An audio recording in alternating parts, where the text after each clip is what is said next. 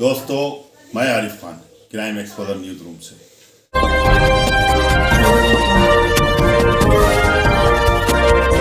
आचार संहिता लगने के बाद रामपुर पुलिस अपनी सीमाएं लांघ रही है। ऐसा हम इसलिए नहीं कह रहे हैं, बल्कि जो घटनाएं घटित हुई हैं उसके आधार पर कह रहे हैं। कल वरिष्ठ पत्रकार राजीव वर्मा को 3-4 घंटे के लिए सिविल लाइन पुलिस ने डिटेन किया, उनको बैठाला। उनका कसूर सिर्फ ये था कि जब बीएसए के लेखा अनुभाग में कार्यरत एक अधिकारी के ऊपर किसी महिला ने रेप के आरोप लगाए थे और पत्रकारों पर उनकी बात पहुंची थी, पत्रकारों तक उनकी बात पहुंची थी, तो राजीव वर्मा ने उस अधिकारी को फ़ोन करके सिर्फ सच जानना चाहा था कि सच्चाई क्या है।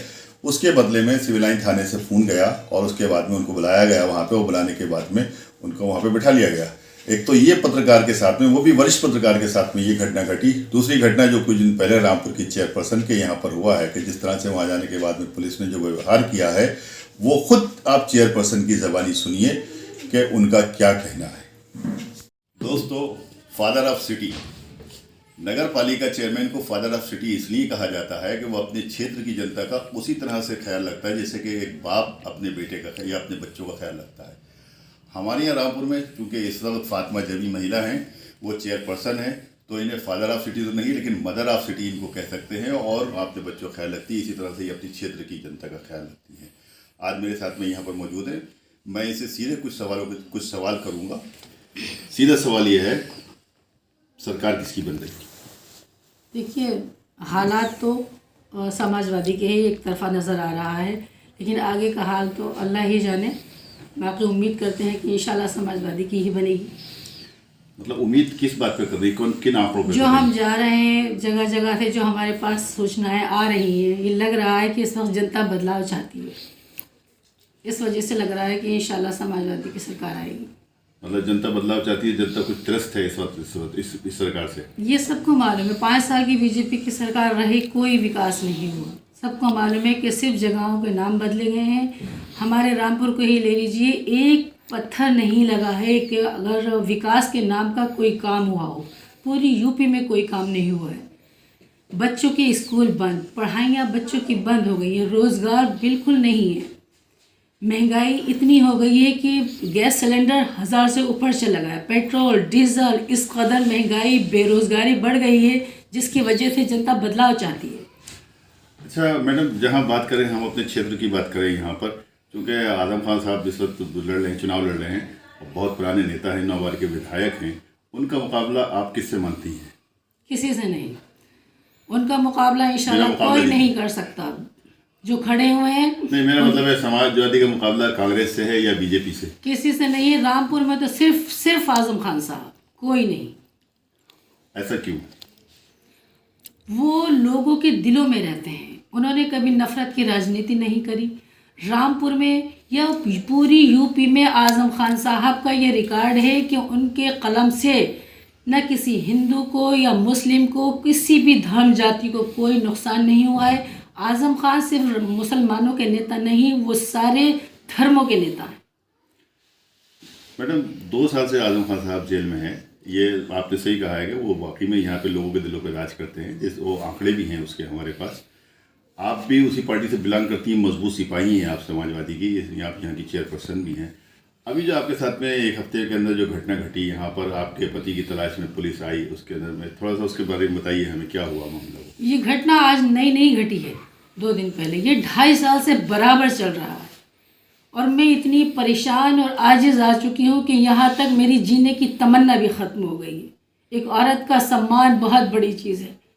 एक औरत, मैं अपने लिए ही ये बात नहीं कर रही हूँ, ये सारी औरत जाति के लिए है।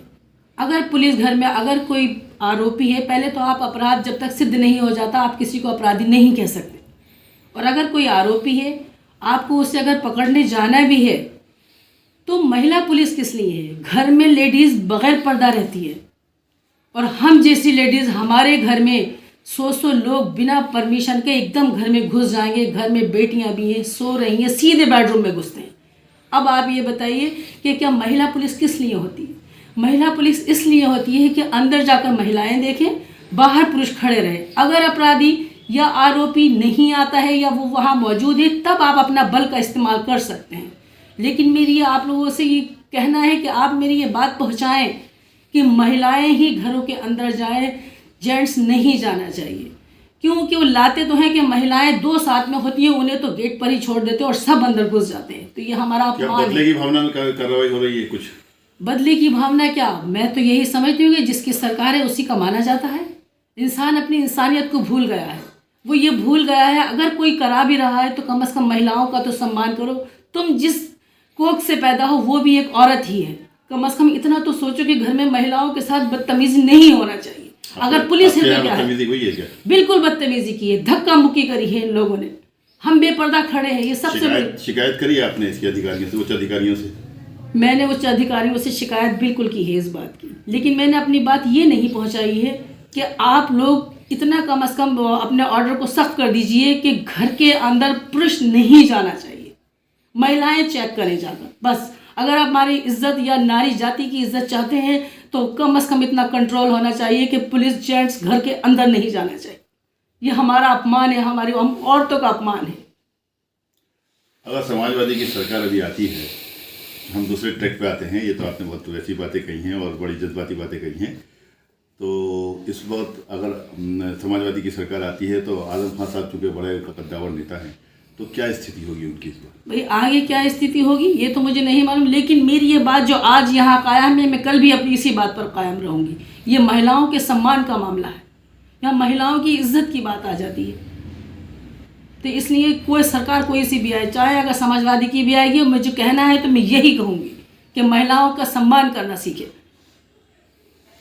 महिलाओं का सम्मान करना सीखे। ये थी हमारे साथ में रामपुर चेयरपर्सन फातिमा जमी। बड़ा दर्द है और बड़ी कसक है, आपने देखा और मुझे कितनी जज्बाती हो गई हैं कि कुछ दिन पहले जो पुलिस ने यहाँ पर रेड करी, कहने का मतलब यह है कि पुलिस अपना काम करे, ज़रूर करे पुलिस अपना काम, लेकिन जो संविधान की मर्यादाएं हैं उनके अंदर रहकर काम करे पुलिस तो ज़्यादा बेहतर है। क्योंकि कानून किसी के लिए भी इजाज़त नहीं देता कि कोई किसी का कानून अपने हाथ में लीजिए। जब चेयरपर्सन के यहाँ पर अगर पुलिस ऐसा करेगी तो आम आदमी के लिए क्या अपेक्षा की जा सकती है। रामपुर से क्राइम एक्सप्रेस न्यूज़ के लिए मैं आरिफ खान। दोस्तों, अगर वीडियो पसंद आई हो तो लाइक कीजिए, शेयर कीजिए और चैनल को ज़रूर सब्सक्राइब कीजिए ताकि डायरेक्ट नोटिफिकेशंस आप तक पहुंचते रहें।